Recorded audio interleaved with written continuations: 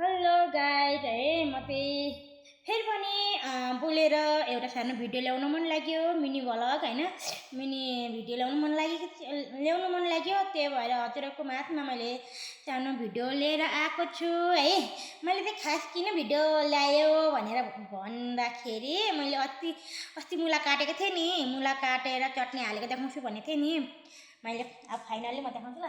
मैले चाहिँ यहाँ मोलेको छु हैन। अब मैले क्यामेरा पछाडि ब्याक गर्छु ल। क्यामेरा यस्तो भएको छ है हैन। सबै मोलमाल बनाएर मसला ससला सबै हालेर मोलमाल बनाएर मैले गरिसकेको छु हैन। अब म बयममा खान्छु चटनी यसरी। यो चाहिँ भुजुरी बनाएको सानो भुजुरी। अब ठुल्ठुलो चापटको चाहिँ अहिले म बनाउने छु देखाउने छु फेरि है। हजुरहरूको माझमा चाहिँ मैले लिएर आइसकेको छु है। यहाँ यसरी बनाएको छु मोलमाल सबै मोलमाल बनाएको छु हैन। मोलमाल बनाएर ल्याएको छु चटनी हैन, मुलाको चटनी हैन।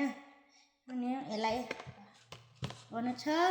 हस् त फेरि मैले यो चाहिँ सानो कुरोसम्म कोरेको मुलाको चटनी है। अनि भन्नै आएन के यो कोरेसम्म कोरेको। अब अर्को चाहिँ ठुल्ठुलो चापट गरेको कि त्यही भएर अहिले त अब यसलाई बयममा खान्छु है।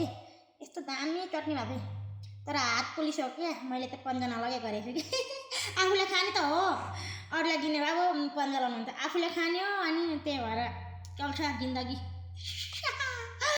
म चाहिँ यसमा खान्छु यो सिसामा है त। यो सिसामा खान्छु। अनि मैले ठुल्ठुलो मुला चापट बनाउँदैछु।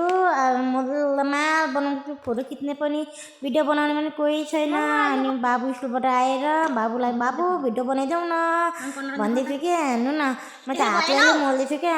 अनि के गर्ने पन्जा लगाइन हातले झ्याम मोल्दैछु। सबैजनाले हेरिदिनु होला मैले कस्तो बनाएँ चटनी। हस् त हजुरहरूलाई धन्यवाद।